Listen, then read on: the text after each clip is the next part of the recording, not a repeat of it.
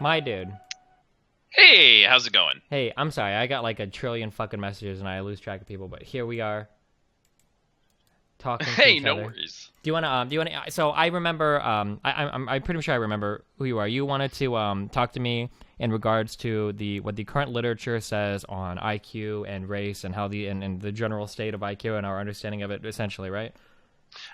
Yeah, well, I wanted to focus more on the literature related to race and economic outcomes, race and gender and economic outcomes. Okay, I'm, gotcha. yeah, I mean, I know a little about the IQ literature, but like not a lot to be able to speak on it in any length. Gotcha. Do you want to Uh, introduce yourself real fast just so everybody knows who you are, qualifications, all that good stuff?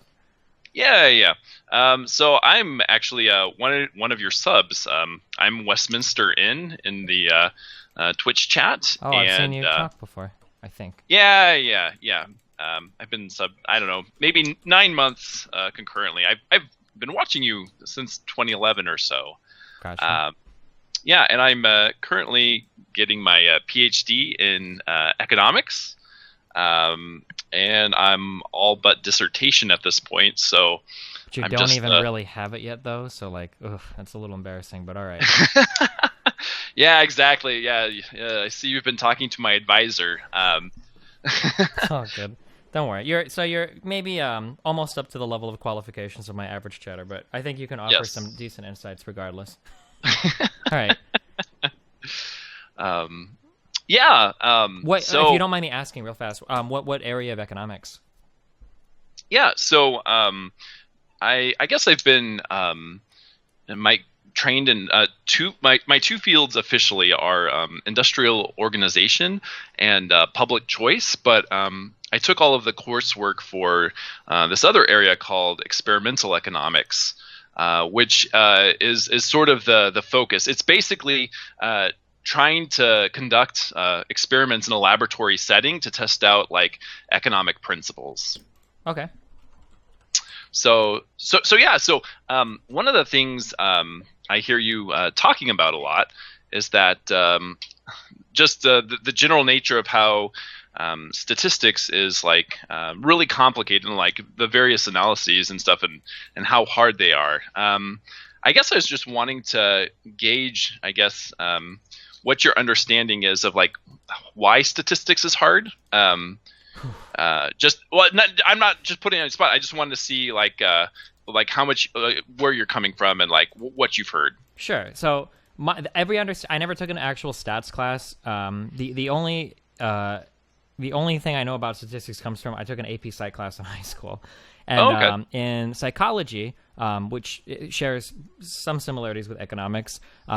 The problem that you have when you're doing anything related to psychology is controlling for confounding variables is almost impossible. And to try to draw causal relationships between two variables can also be very difficult because you don't know if that variable is a cause or an effect of another variable. And just isolating, basically, I guess it all comes down to trying to isolate a single variable and then measure that thing it seems to be almost impossible to do with things that you can't actually like experiment on. Like you can't usually do like widespread economic experiments, or there are some kind of small scale psychology experiments, but like you can't do like experiments in psychology on like abusive relationships or whatever, right? Because it would be unethical. So like collecting data for these kinds of things is really difficult just because it's hard to figure out like what's causing what, I guess. I Yeah, think. yeah. So guess the sort of way we describe the problem is ultimately there's the problem of the counterfactual, Mm-hmm.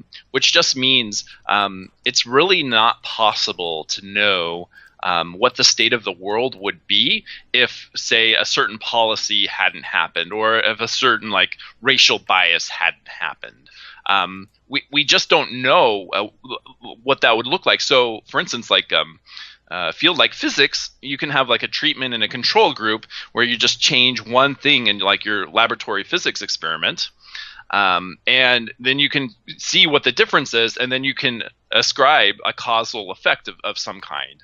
Sure. Um, so that's the big problem with modern statistical analyses. But economists have kind of come up with an interesting way to sort of get around the problem. Um, So one of the things they've come up with is there was a guy named Vernon Smith who was like a PhD.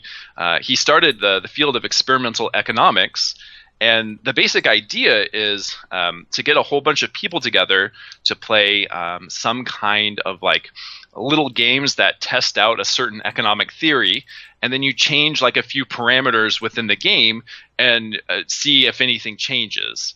And so, like one of the coolest experiments he did was one of his first one was on asset bubbles. So he was able to show how human beings seem to have like a propensity to like overvalue an asset and to aggressively drive the price up, which creates like the crash, like the bubble and the corresponding crash afterwards. So there's this whole sort of budding literature where people, either in a laboratory or in the field, try to do some kind of experiment with some sort of treatment and control group and see what happens, to see if they can find some sort of causal link. And that's one of the sort of the specialty niches, or it's one of the fields that I'm interested in economics. So yeah. So anyways, I guess if you wouldn't mind, I'd just like to go through and maybe just discuss like a paper or two. Yeah, sure. Yeah. So one of the biggest papers, like this is like one of the most highly cited papers in the literature. It's a study that was done in 2004, and I have my notes up here with me. It's called "Are Emily and Greg More Employable Than Lakeisha and Jamal?" So this was a really interesting paper that hadn't been done before, where a group of economists created some sort of – they created basically a variety of resumes where they varied like the level of education, the level of career experience and whatnot. And then they switched the names on the resumes from like white sounding names to black sounding names. I've heard similar experiments done with women and male names as well for different applications. Yeah. So that was like one of the first landmark studies that was done, and they found that callback rates for just even resume submission was about like 50%. Like it was a lot lower. So one of the things that people sort of asked as like follow-up questions was obviously like, why is this happening? Was there something racial or so? I guess I have to go into like two definitions for there's two basic models for explaining why we see this sort of discrimination. So like one of them is taste-based discrimination, which these group of models say that basically you just don't like people of a certain color, and so you're willing to pay money to like not have to interact with them. And then there's a second group of models called statistical discrimination, which I guess kind of some of the race realists have sort of co-opted, which is basically black or minority groups have a different distribution versus others, versus like whites or other like racial groups. And so basically, the future research is trying to figure out, is it a taste-based problem where people just don't like black people, or is there some sort of information that you can kind of infer from a person's race that is like causing these differences? Awesome. This is really interesting to me. I won't cite anything you say like in an argument or whatever, but Sure. Just because I don't want to mistake anything out. But the first thing you mentioned, the taste-based discrimination, is very interesting to me. One of the arguments is, very often people will present, and I do it all the time as well. I'm totally cognizant of this, the Econ 101 arguments, right? I try to be aware, though, that, like you have your supply-demand curves and you have your very basic relationships, but in the real world, things are much more complicated. One of the arguments, and I think this was even put forth on my subreddit somewhat recently, was that discrimination will never occur in the marketplace because because the free market wouldn't bear that kind of cost. Like, people would lose money out of it. But when you talk about taste-based discrimination, I guess that's a way of accounting for that, is that somebody is essentially willing to pay a premium to not have to deal with a certain type of person, as a way of kind of accounting for that. Yeah, exactly. Yeah. You're right on the mark. And from an economics perspective, not from like a moral perspective, taste-based discrimination is it's a very bad thing, because it means that people aren't going to make the economic exchanges that they would have otherwise if the person's skin color was different. Mm-hmm. You're right on it. So one of the ways economists try to wait, real fast. I'm sorry, just before we go off into this, just so I make sure I have an understanding. On the second one that you talked about, when you talked about statistical discrimination, are you essentially saying there that the name of the person, and by extension of that, the race of the person, is conveying some sort of information of value that the person is perceiving doing the application that might not necessarily be on the application? Like, for instance, people who are named Lakeisha are generally lazy, and they are making an economically sound decision based on that statistical inferencing, even if it's not listed on the application. Is that kind of what you're looking at on the second one? Oh, yeah, exactly. So statistical discrimination is the academic term for stereotyping. And also, one other thing to mention, when economists use the term discrimination, they don't mean that in a negative sense. So discrimination just means a mechanism for choosing one thing over another. So, for instance, you could have productivity discrimination, where you choose the person that's more productive. So in an academic sense, it doesn't have quite a negative connotation. Gotcha. Okay, cool. All right. So then you were going on about the taste-based discrimination.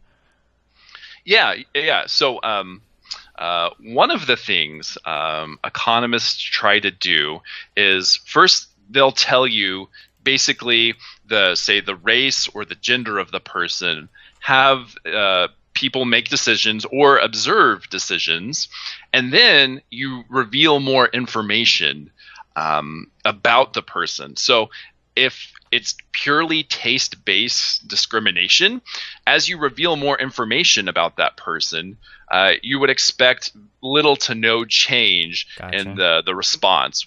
But if you see a strong change in behavior, then maybe there is some statistical discrimination going on. So just as a common example, another early study that was done by Ayers and Siegelman, they were one of the first people to investigate the relationship of race on bartering. So what they did was they observed people of different races going to car dealerships, watch how they negotiated with the dealers, and they observed like the final outcome price from that negotiation. And what they noticed was that dealers oftentimes quoted minorities higher prices, specifically African Americans higher prices, and also women were quoted higher prices as well. Mm-hmm. So let's going back to our two basic models of taste-based discrimination and statistical discrimination. The paper was only able to raise questions; it wasn't able to provide answers. So you could say, yeah, it's taste-based, but on the flip side, you could also say that women may be less likely to negotiate or less likely to want to haggle, which the follow-up research has shown. And another potential possibility is that minority groups see cars especially as luxury status symbols, and so dealers are able to charge more money for it. So those are like, it's either those answers, something like that, or they just have a disincentive, or they just don't like interacting with minorities. Sure. I don't know if you've heard of this before, but I'm just curious. So I feel like I read a while ago a study that was released that said in jobs that did criminal background checks, they were more likely to hire black workers. Could that would be evidence of statistical discrimination then? If you go in and you start doing criminal background checks and then you find out that, hey, well, this black guy his name is Tyrone, but I found out he's actually not a criminal. Yeah, we'll go ahead and hire him. If maybe before that you were stereotyping stereotyping black people as being majority criminals, would that be like a form of kind of like showing that there is statistical discrimination occurring? Yeah, exactly. So to put it in poker terms, like the revealed information on the table when you first meet a person is like their race, like their appearance, how they talk.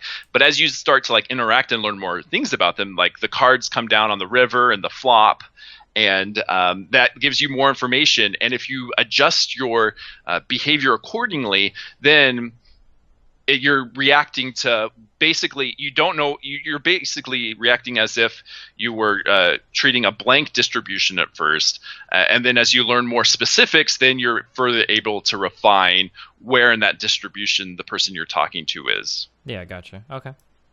Yeah. So I have another great paper here. Hold on, wait. I'm sorry. Let me real fast because somebody in chat just said that didn't really make too much sense as a poker analogy. So let me, I guess, to try to clarify your position, you've got two people. One person is an intelligent player. The other person is superstitious. Okay, if one guy is holding two cards and he's superstitious, no matter what the turn and the river are, he's always going to maintain his same line of betting. The new information doesn't change anything. So you know that he's voting as a betting as a superstitious person. The guy that's holding two cards that doesn't alter his bet and changes, maybe he bluffs or maybe he calls or folds or raises, he changes his information based on the turn in the river, is not a superstitious person. You're able to make that determination based on how they act when they have more information available to them. So the difference between a couple people in chat are fighting about this. Sorry, so I just wanted to clarify a little bit. For the difference between the taste-based discrimination and the statistical discrimination is, so on the taste-based, somebody might see an application with the name Tyrone and he goes, Tyrone, I hate black people, I'm not hiring him. The other guy sees the name Tyrone and he goes, Tyrone, I don't have anything against black people, but I know that like all of them are criminals, so I'm not going to hire them, right? If you tell both of those employers, hey, by the way, we did a background check on Tyrone, he's never done drugs before and he's not a criminal, the guy that discriminates based on taste will say, I don't care, he's black, I'm not hiring him. And the guy that discriminates based on statistics will say, okay, if he's not a drug, he's never been in jail, sure, I'll hire him, right? So even though the end result might be discrimination in both cases, the way that you rectify it and the type of person discriminating is going to be very different in both cases. All right, sorry, just people in chat are arguing about this.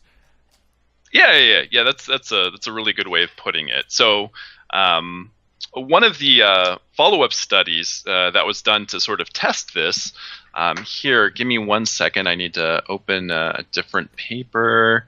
1 second. All right. Yeah, there we go. So, was done by a guy called John List, who is one of the more well-known experimental economists. So here, 1 second, let me scroll up to the findings.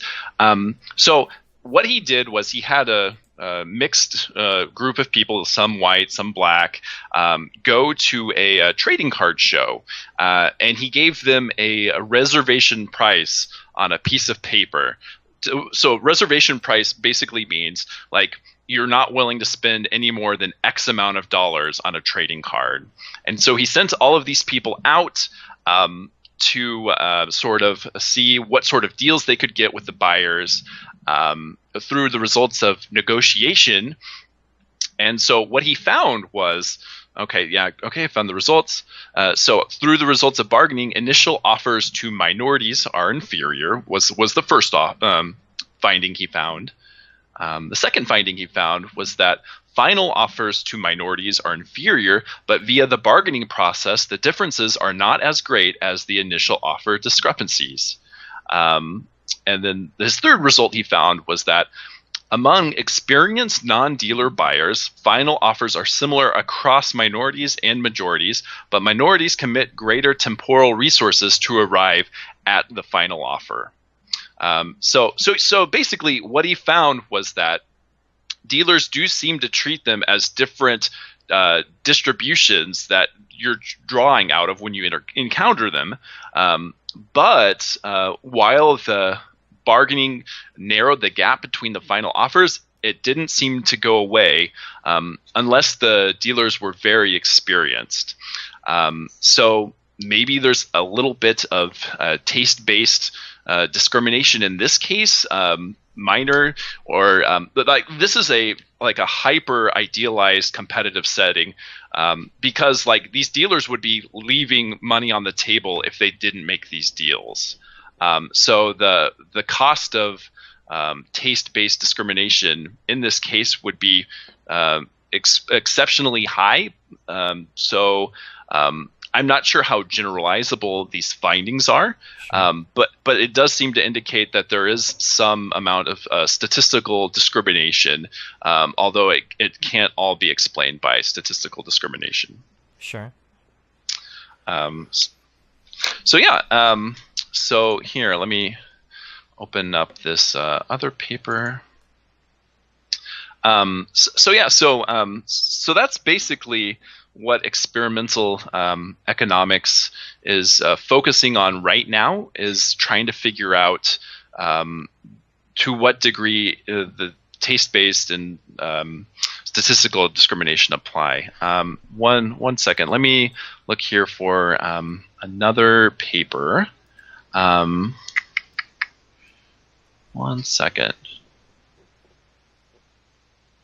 Oh, okay. So going to the subject of gender, so there's been similar findings between men and women, but there's been a bit more further research because of like the just the intrinsic genetic differences between men and women. Some people have postulated perhaps one of the reasons why men have better economic outcomes than women in the job market is because they are more risk seeking. And so there have been a few papers that have confirmed that, yeah, men like to take risks more than women. And it's also kind of very obvious, I would say, just from personal experience and whatnot. Like, guys seem to do a lot more dumb stuff than girls, just generally speaking. And so the fact, and this has also been confirmed in the literature, and so now a lot of the literature has been focusing on, well, because men are willing to take risks more, this could also lead to higher economic outcomes because a lot of business jobs on the higher end require you to take some kind of risk. Mm-hmm. And also, and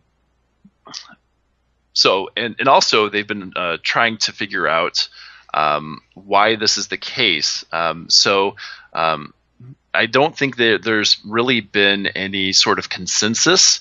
Some people have tried to look at testosterone in utero. So if you were to compare the second and fourth digits of your finger, apparently the ratio of those two indicates how much testosterone you had. So you can figure out how alpha you are based on that. I'm not sure if I've never it heard has this before, but sounds interesting. Yeah, it's interesting. It's wacky. I'm still skeptical about it. But there's all these things people are looking at. Mm-hmm. But there's not a real consensus as to as what's driving it, or whether cultural things can also play a very big part as well. And so the nature versus nurture debate, I think, is still very alive and well. I would say that the literature does seem to suggest that information will change people's opinions, but it doesn't seem to perfectly explain it. Sure. I lean more in that direction. Yeah. It does seem that testosterone and estrogen, from the little bit I know, have significantly different impacts on people. So it wouldn't surprise me if I've never been an advocate of total parity in every situation. I don't think that's realistic, but. So, I think that's about all I had on this specific subject. I mean, there's a plethora of studies that basically go through all this stuff, but I just sort of picked out a few ones that sort of give you a gist of what the literature's trying to figure out at the moment. Just curious, do you know anything about do you know anything about the concept of stickiness at the ends? Do you think that's a real thing, or do you think there is very high income mobility in the United States, or can you speak? Do you think you can speak to that at all? So let me see. I think one of the last studies I had seen had so when you say stickiness at the end, you mean people that are rich tend to stay rich, and people that are poor tend to stay poor. Yeah, pretty much by quintiles of income. Yeah.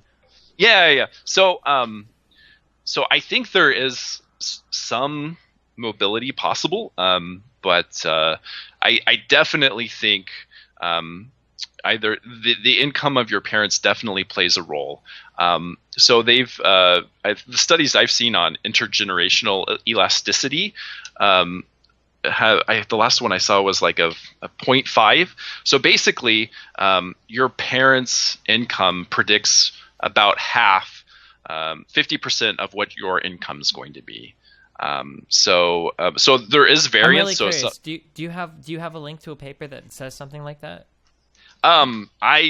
I would have to look it up. I read it a long time ago. It's not my area of expertise. Gotcha. If you could shoot me any kind of information like that, that would be incredibly helpful. Intergenerational wealth is one of the big things that a lot of people that I argue against don't believe in at all. Like they think it's completely irrelevant to everything. It's not a predictor of anything.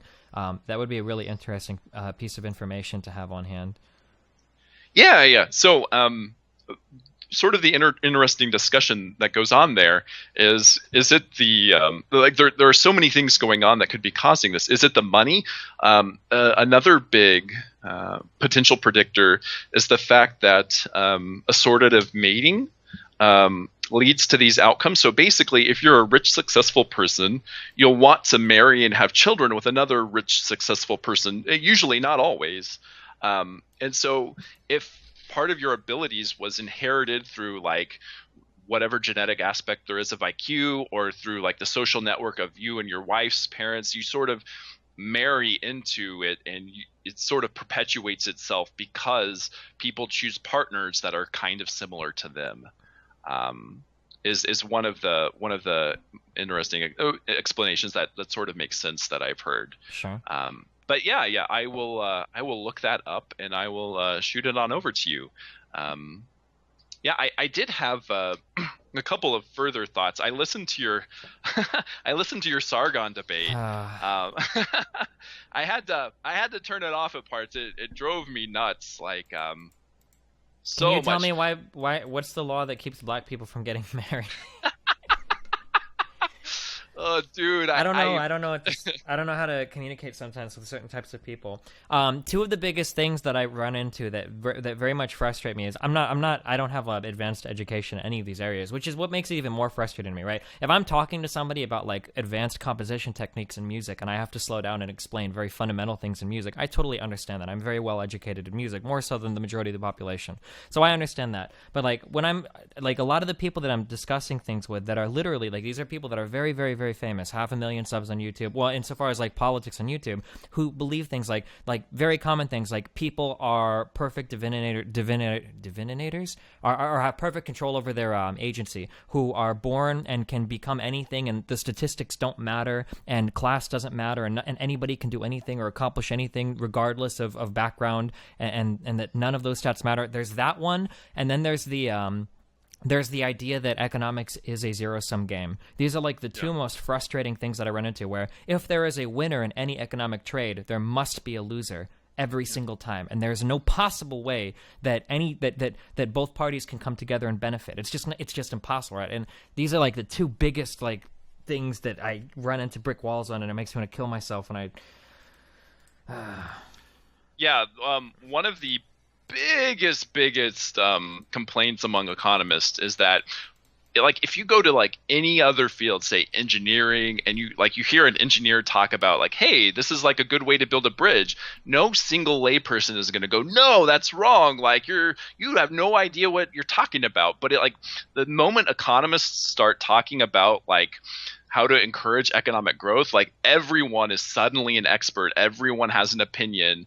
But like I don't see like how many of these other people spent like years studying for like field exams and like really archaic crazy math, like mathematical models, and like it's because like economic outcomes are like so closely tied, I think, to either a person's identity or well-being. Like everybody has to be an expert on this without doing any kind of studying whatsoever, and it's one of the most frustrating things about being an economist. I think it's a little bit like that. Or sorry, finish your saying. I genuinely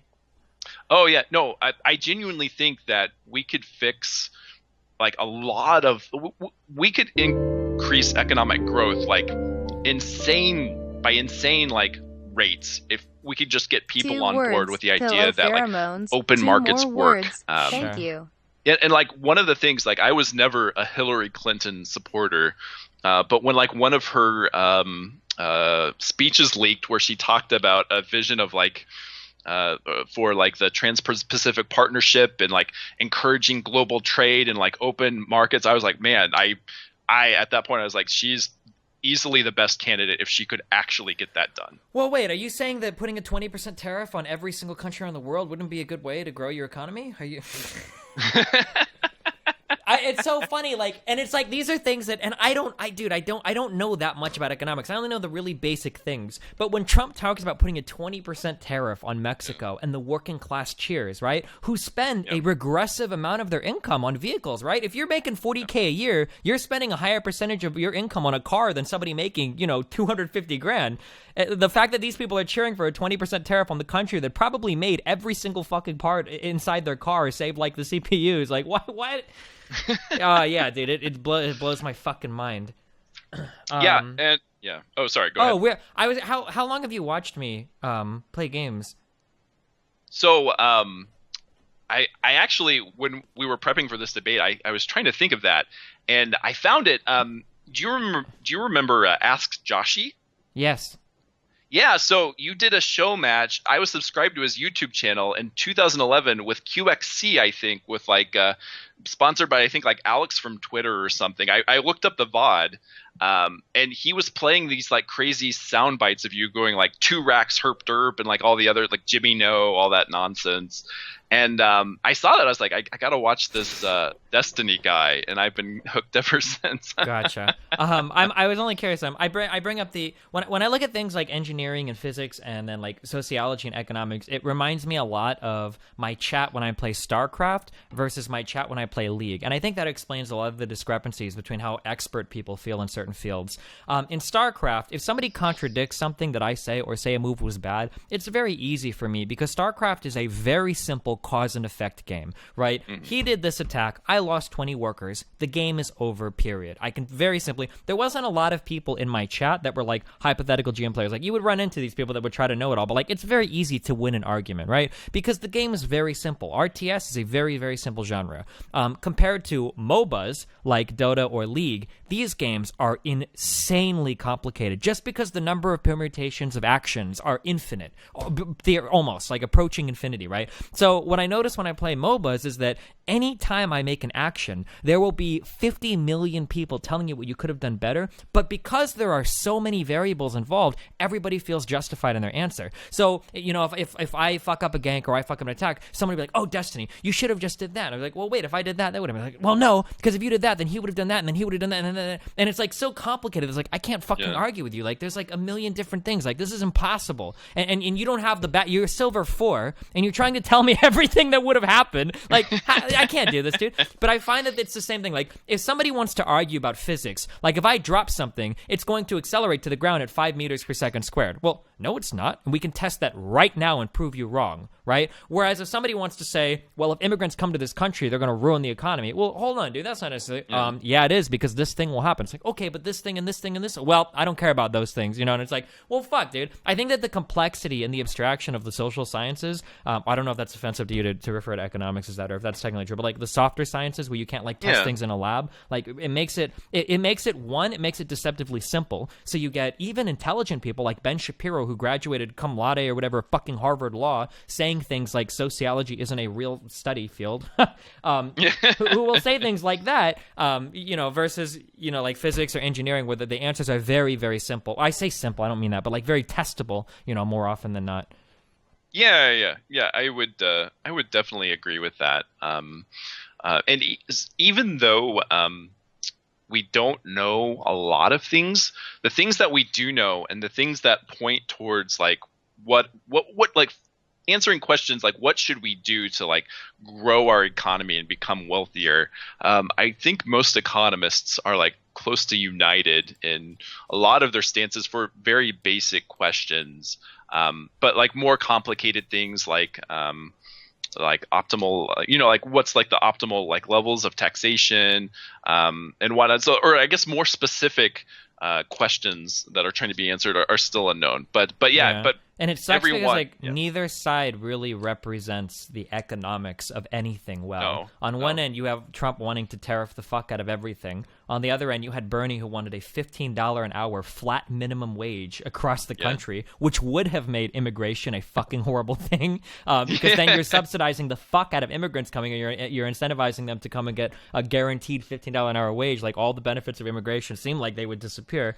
I don't know. It's like it really sucks shit. And reading anything like in the little bit of economic prep that I did for the Lawrence Southern debate, like reading anything having to do with economics is pretty depressing because it does seem like there are a few things that economists are pretty united on, but like they're just not really popular. Like I still cringe when I hear and you can tell me if I'm wrong. Like, are there any economists that don't believe in like globalism, that think that you should return to a totally isolated state that manufactures all of your own goods and tariffs the fuck out of every other country? Like. Generally, no. Paul Krugman did do, I think his dissertation work, don't quote me on this, I'll have to double check, on certain scenarios where protectionism could be advantageous.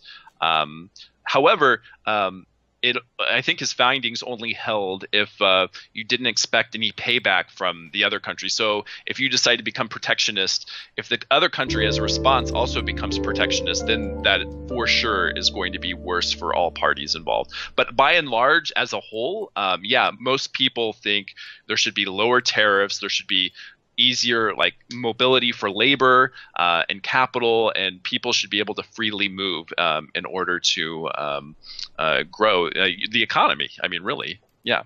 Yeah,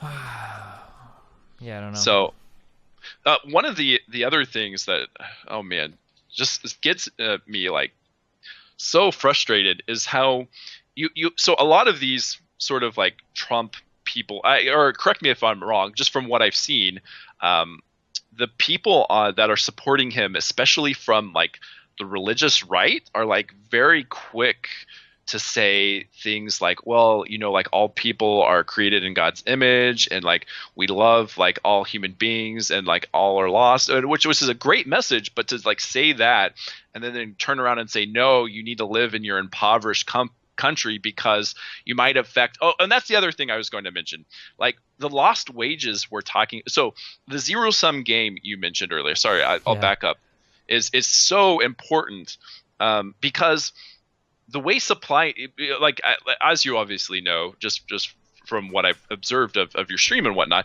there's no fixed number of jobs. You have a supply and you have a demand, and the amount of wages you forego. So the great thing about this is people have done studies, a lot of different studies, to see what the effects of immigration is on like real wages. And they found, like a few of the studies I've looked at have seen really like it costs native immigrants like about 1% worst case scenario. But in some cases, it can even lead to like a little bit higher wages, because even though you're increasing the supply, the productivity and labor that these workers provide also creates additional demand for services. Yeah, for complementary jobs and whatnot. I remember reading about some of these. Yeah, so there's a bit of a feedback loop. So while we would expect wages to be lower, not necessarily much lower. And so a lot of the findings have been like, yeah, when people come, their own efforts and labors are essentially adding on to the economy and making everyone better, or making most people better, and some people a very, very tiny amount worse. But if you think of it from the immigrant's perspective, this cost of living raise is like an order of a magnitude higher. Yeah, than unfortunately, and that's something that all economists bring up, but I can never really talk about that because usually these people are a few shades too dark to give a fuck about their... But that isn't oft ignored. I mean, like what you're saying is absolutely true. When you talk about analysis of standard of living of people impacted by immigration, the immigrants almost universally benefit massively, of course, but nobody really gives a fuck about them whatsoever. Like these people are barely human, if that. Well, I mean, to be fair, the majority of them are rapists and murderers and thieves, and some of them are good people, I imagine, to quote the president of the United States. But Yeah, no, of course, yeah. I usually try when I usually have these discussions, I try to hit the angle that I think the other person will be most interested in, and appealing to the humanity of somebody that's too dark doesn't seem to work too well. So I've like foregone that completely. I try not to ever hit that angle because most people just don't give a fuck about other people. But that you see like that kind of goes hand in hand with the extreme like nationalism and taking care of your own and sovereignty of my borders and all of that shit as well. So you kind of expect that, and white identity and white genocide and all that shit. Yeah, yeah, and I've also actually noticed this same sort of hypocrisy also on the in the Bernie crowd, Hmm. just because like whenever there was like like Trump's like Muslim ban, like the Bernie Sanders and his supporters would be like, "Oh, this is outrageous," but like then he'll say things like, "Well, we're gonna bring manufacturing back," because I'm pretty sure Bernie Sanders is in favor of lower immigration. I'm pretty sure that's a policy platform of his.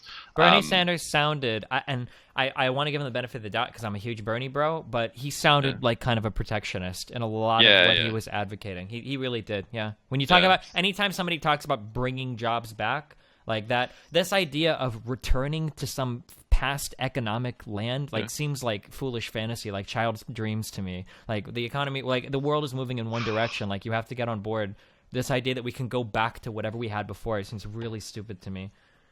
Yeah, yeah. No, I mean, yeah, I think it has less to do with automation, just from what I've seen, and now when I'm speaking, I'm going way outside of what I am like a specialist in. Hmm. But it seems to do more with just rises in the cost of living. So as it's not really even about like foreigners. It's just that it's labor here is more expensive because of the opportunity cost of labor. And if you're not letting people come in, then yeah, you have more expensive labor and you're going to outsource it. Um, so yeah. I guess those are the totality of my thoughts. Sure. Yeah. I think the most important thing I did in terms of economics, there was some torrent. I don't remember what it was for, but it was some book. I think it's actually in my. I think it's actually in my.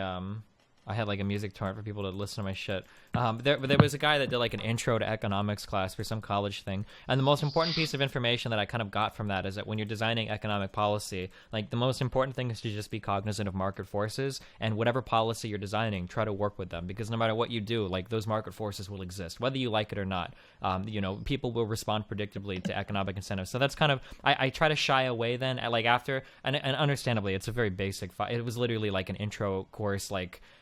Read. So I don't have advanced knowledge or anything, but like I try to shun away from things like price controls or price floors. So things like minimum wage or like rent controls are things that I Yeah. feel like they're probably not the best idea, just because they cause so many like unintended harm and damage. If they're set too far away from what the market would agree on, that's going to show up somewhere else. Like nobody's just going to bear that cost. Which seems to be another like really naive assumption, probably more so of people on the left. This idea that if you bump minimum wages up, somebody's just going to eat the cost, and you're not going to see that reflected in the product at all. Although I guess Trump does it to some extent too, with his desire to tariff the fuck out of everything. So Yeah. So the theory is definitely pretty unified in the concept of higher price floors like minimum wages will definitely create like either surpluses or shortages, whether it's a price floor or ceiling. mhm. There have been some like pretty interesting studies that have um, found opposite results. Like one of the first ones was a 1993 paper by Card and Kruger, when it was between I think the border of Pennsylvania and whatever state is south of Pennsylvania. I don't know, man. So one of the interesting uh, statistical techniques is something called a difference in difference. So basically, you look for natural experiments by having, say, state A passes a policy and state B doesn't pass the policy. And then you compare, say, unemployment rates between state A and state B, and you see like what the difference is before and after the laws passed. And what Card and Kruger did was they looked at towns that were really close to the border of Pennsylvania and I think West Virginia. Oh, here, let me check. Somebody in but chat yeah. just said it was Pennsylvania and New Jersey looking at fast food restaurants. I don't know if they were from Yeah. Okay, Pennsylvania, New Jersey. Yeah, that's right. Yeah. Your chat's right. Yep. Fast food restaurant. So you look close to the border of a state where one state increases the minimum wage and the other state doesn't, and you see. Basically, if there's any difference, you would expect towns near the border to be very similar to each other outside of the effect of the minimum wage. Mm-hmm.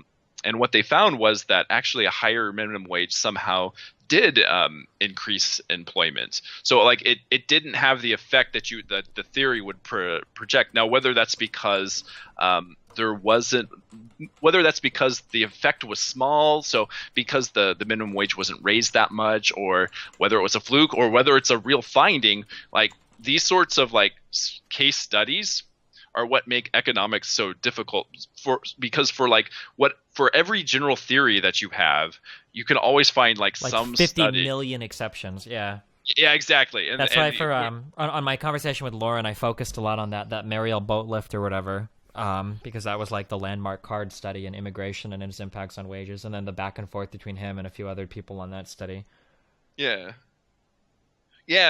So yeah, that's just what makes it hard, because like anyone you're debating can always find like a couple of edge studies to like validate their own opinions without understanding like the context of the economic theory behind it. Yeah, well, this is what I always say when it comes to this kind of shit, is that the reason why I cite it, like, this is why I don't like to dig through studies or critique studies, because if you don't have the necessary credentials or background to contextualize the information, you're like a literal fucking child, like walking through, like try, like if you have no background in the area, like who are you to say whether some piece of information is relevant or irrelevant or correct or incorrect, or like, oh god, that frustrates the ever living fuck out of me that people are so quick to write off just entire fields of study. Like, what do you do? Like, you're studying for a PhD in economics. Like, wow, dude, what have you been in school for 6-7 years doing? Fuck all, I guess, because I can just read one paper and know everything. Like, it's so fucking stupid. Like, why the fuck do you think people go to school for so? I guess they just think, oh, dude, that triggers me really hard.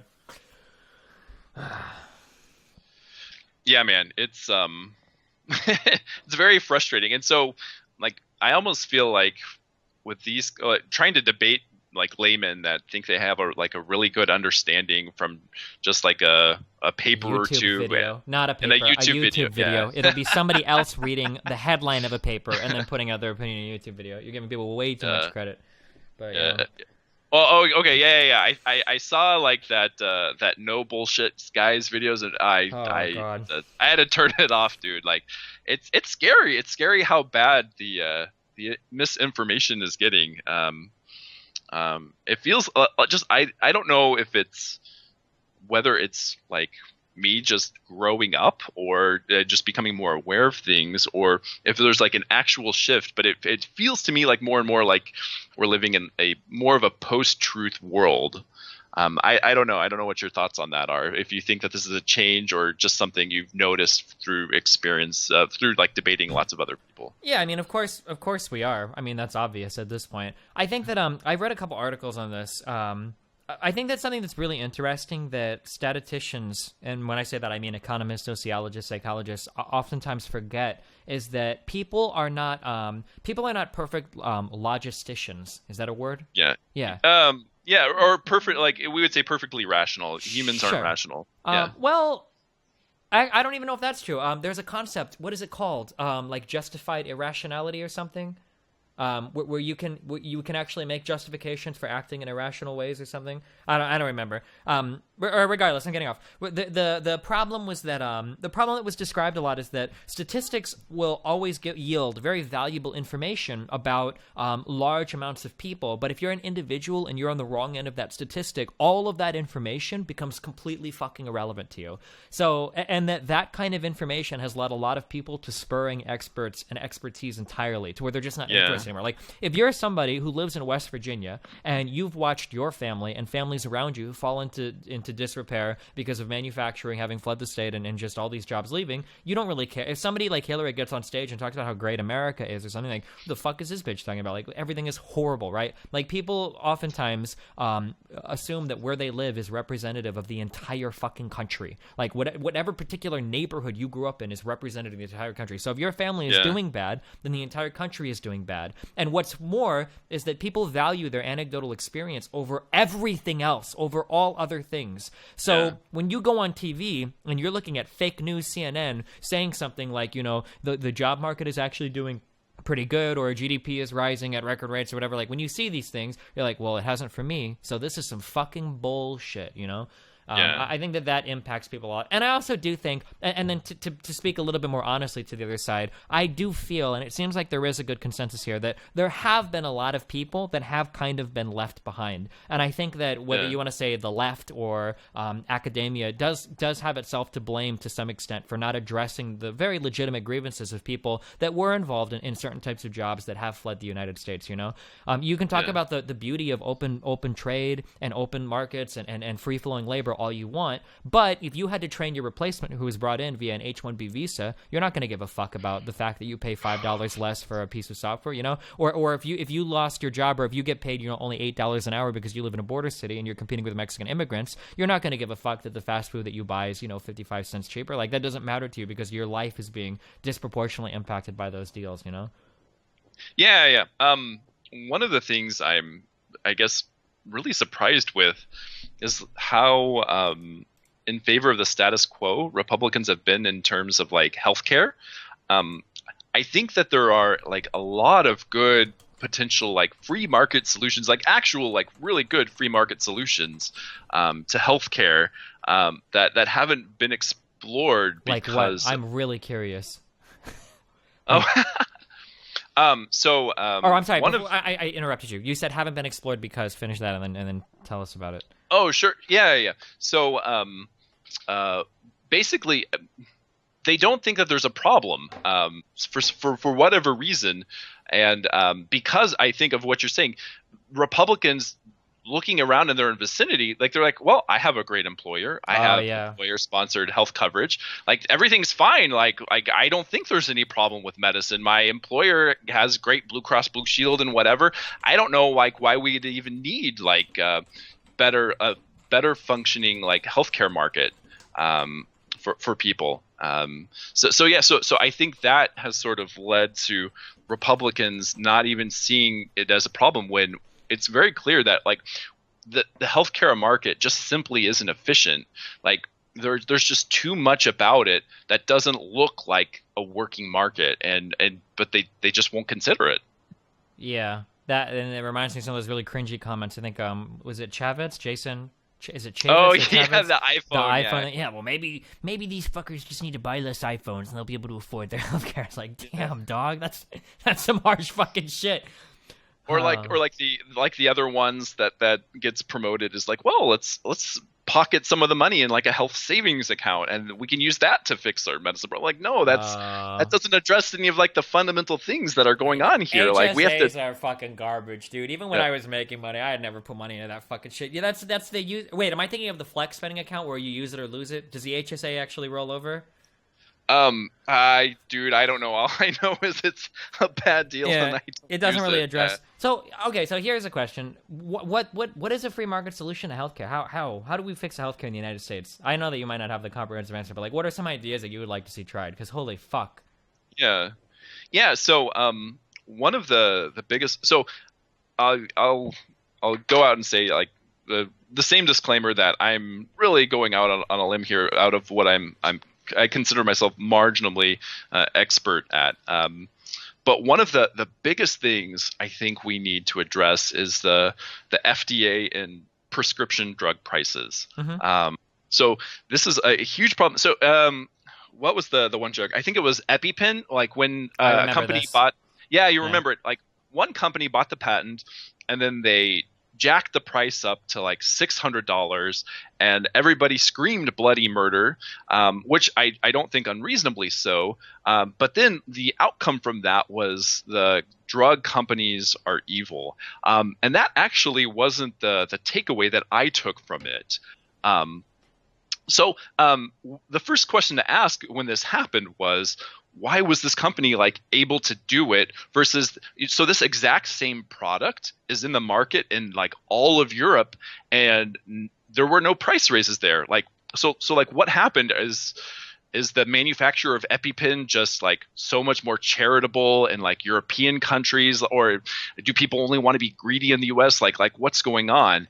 And looking into it, the Food and Drug Administration hadn't approved a couple of other like substitutes that were available in Europe. And so essentially by buying this drug, they had a monopoly market on a life-saving drug. So what a lot of economists are on board with is like a reciprocation approval. So if a drug is approved for use in Europe, then it's also approved for use in the United States. Because I think one of the biggest reasons why we pay so much more for our prescription drugs is because the FDA doesn't approve drugs fast enough, and because of that, I think that there's I don't want to call it like collusion, but the people that work at these work at the FDA, when they retire, they'll go and work at the drug companies to make it like even more money, and so it prevents a competitive market for prescription drugs from emerging here. So I think that there needs to be more competition, and I think the easiest way to do it would be to sort of reciprocate with Europe. So if you can get a drug in, say, Sweden, you should be able to get it here. I think that's pretty reasonable. The only thing and I'm curious about what goes on here, because this is something that's like I feel like this would fail miserably, even if it's economically sound. So my example on this is we get incredibly cheap products around the world, but because maybe they're a little bit more lax or less stringent in their regulations, if there's like one foodborne illness or one, lead paint in a child's toy or some shit, people go fucking crazy here. So I kind of wonder, say EpiPens and that variant were released in the United States and the cost on them comes down, like tenfold, and everybody's getting cheaper EpiPens. I feel like the first time you get like a baby girl, like a 7-year-old girl gets anaphylactic shock and can't use an Epi, or she uses that off-brand EpiPen and dies, that people would be going fucking crazy, calling for greater regulation. We need to go back to the old system. It's crazy that we're taking drugs that can kill us now, blah, blah, blah. Like, even like, it's crazy because for all of the insane regulations that we have now, there are still people, some might even call themselves the president of the United States, that believe that vaccines give us autism. Yeah. It's really interesting to me. Like, I've heard that there's a guy in my chat that I argue with all the time who's insanely libertarian, who I probably agree with more than it seems, but we argue a lot, who is in favor, who essentially says, like, the very libertarian point of view that all regulation essentially hurts the market, right? Because it is an artificial barrier of some sorts. But yeah, I wonder, like, how lax can you be on that before, like, I feel like the public is so fucking irrational that it would take like one fuck up to undo all of it. I don't know, but it's an interesting question. Yeah. So I actually think that's what led to the increased regulation. Oh man, because I was talking to a friend of a friend who on Facebook who knows a lot about pharmaceuticals, and during the 1950s. There was a drug in Europe that was used in the United States that led to like massive disabilities in like newborns, where like kids would be born like without arms and legs, and it led to like really like huge birth defects. And so as a result from that, the regulation thalidomide or whatever. I think I've heard of this that's before. it. I remember reading about this. Yeah. So as a response, we just like made the FDA like the sole source and authority of like approving all of these kinds of like drugs, and since then it's become slower and slower at approving stuff, and so it's led to the EpiPen scenario today. And I mean, what happened with EpiPen is happening with like all kinds of like other drugs. Now, to be fair, I think that there is a very good reason to have a Food and Drug Administration, Mm-hmm. and also to have some sort of patent on drugs, because it costs millions of dollars to make the first pill, but every pill after that is 50 cents. So Yeah. you have to protect the innovation at some point because of the high fixed cost for producing these drugs. But that's not really what's happening in the United States these But days. yeah, no, I don't. I think we're on the other side of where we need to be. Yeah, for sure. Optimum. Yeah. It seems like, and this kind of goes back to the fundamental discussion we had in the beginning, is that people just don't want to realize that there are trade-offs for everything, because some things people consider non-negotiable when they really are. And it sounds bad to say, but life and death are negotiable things, technically we could make houses that would never, ever, ever have, would never collapse in bad weather, or houses that would never have, or cars that would never hurt somebody. You could crash in a car and never die. These are possible to make, but they would cost many, many, many times more than what we currently have, right? So we accept a trade-off there. We pay less for cars that aren't quite as safe as they maybe could be if we were all rolling around in battle tanks, but we accept that trade-off of human life. But I feel like you'd have a really hard time swinging it the other way with medical things, even though that's kind of the same. Listen, we can bring in a whole bunch of medical shit to the United States from outside. A few more people are probably going to die. Let's be real, it'll happen. But the availability of these drugs to so many more people would make it a net benefit. But people just don't see shit that way, it seems sometimes. Yeah. So, and I also noticed this, in your discussion with Sargon, he didn't really want to admit that there was such a thing as Kaldor-Hicks efficiency. So Kaldor-Hicks is just basically the concept of maximizing the total value of all of the resources in an economy. So if you have winners and losers, you offset, the losers by some of the gains of the winners. Yeah. And he kept saying well, so you just want to fuck over the little guy. You just want to fuck the little guy. I was Yeah. But it's it's a fundamental Kaldor-Hicks efficiency is the groundwork for how all economists try to evaluate if a policy change is good or bad. That's how because if you don't do that, then what are you left with? Well, but that's it. It's a trade-offs thing where it's just that you have the low skilled worker, and if anything results in any type of harm to them, even if it can be more than mitigated in any other way, it's just there's a word I'm looking for. Unacceptable. It's just unacceptable. So even if you could cut this guy $1 million check from an economic win, if it means that his wage goes from $9 an hour to $8.55 an hour, you're just fucking over the little guy, and there's no acceptable universe where you can ever make this okay. So that concept of efficiency is one economists don't use as much because it's not as useful, and that's called Pareto efficiency, which basically means if you can make one person, or if you can make some amount of people better off while making no one else worse off, then that's a Pareto improvement. Sorry, it's Pareto. Yeah. So that's the basic concept, and in the real world, it's really hard to find things that make some people better off and absolutely no one else worse off. Well, I think the term people are looking for things that are strictly better, and that doesn't really exist in these types of complex systems. Exactly. Yeah. So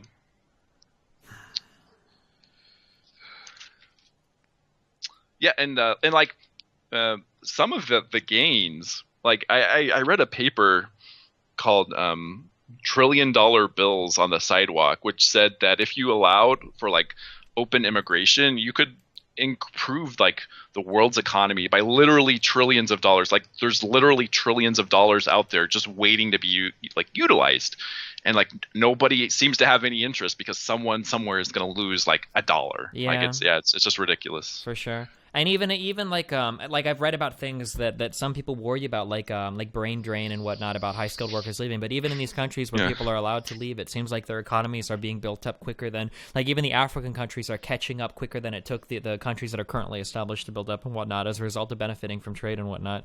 And the two-sided thing is so irritating that nobody acknowledges. People talk about globalism it's this evil fucking devil when they're using microprocessors that are made with the most advanced fucking technology in the planet that are in their pockets that they bought for like $100. And it's like, you don't get any, like, you can't bring up any of the benefits of trade, of any comparative advantage or any type of free trade deal. You can't bring up any of those benefits. You only talk about like the few negatives that you had. It's like insane. Yeah. Back when Trump was posturing for like a trade war with China, like I was genuinely like fearful, because I don't think anybody here knows how much things would cost if we just suddenly stopped importing things from China. Like you would notice so badly, you would be begging for like globalization to come back. Like within a day, you'd be wondering where it went. It's not even that, but it's ignoring the political realities of everything too. Like, who is the least likely person to ever start shit with you, like on some kind of military front? It's probably going to be your largest fucking trading partner. Like, I don't, and like maybe I'm a bit naive, but looking at the explosive fucking growth of China over the past 2 decades, I don't think they want to go to war with the United States. Like, and all of the political, that's something also that Trump is just, I'm of the mindset that just Trump is very stupid, but like he fails so much at the political maneuvering. Like when you talk about the TPP and whatnot, like were some of these aspects of this deal damaging to like internet rights or whatnot, or privacy rights, or corporations getting a little bit too much? Maybe, I don't know, but like the problem is you're talking about political maneuvering, about having influence over a lot of countries as well. Like you can't just completely withdraw from that and give China, you know, the entire Southeast Asia and possibly even it's looking to move into South America as well. Like you can't just let China have all of that and just stand there with your ego and pride like, oh, well, we're isolationists, we're not going to do anything with the rest of the world. Like, it's so fucking stupid.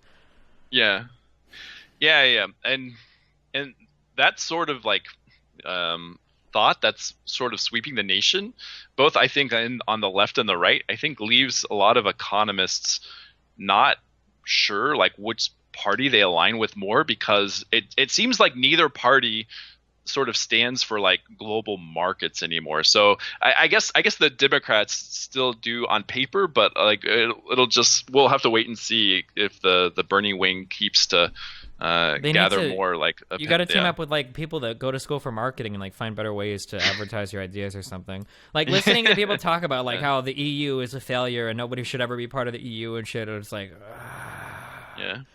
It's like, it's just so frustrating. Like we're like such a massively financially integrated market. Like, I don't know, could there be any benefits to being part of that? Like, yeah. Well, yeah, exactly. Like with what you said earlier about like, yeah, if you have a huge trading partner, like one of like the theories as to like why there's been so much peace in the last 100 years is that the cost of going to war has become so high as we've become wealthier and more developed, and like all of these people are benefiting from this global peace. And like, do we really want to stop that? Like, do we want to like lower the cost of going to war? I just, yeah, people haven't thought these things through very well. Well, that's because everything becomes, and I always say it's really funny that the right has devolved into this, but the right has become like the party of feels versus reals, where it's like the most important thing to me is my nationalism and my country and my hyper-nationalism, and like that's the only thing that matters, and fuck everything else. Everything can fall by the wayside as long as I'm protecting my country. I don't care about a single other thing.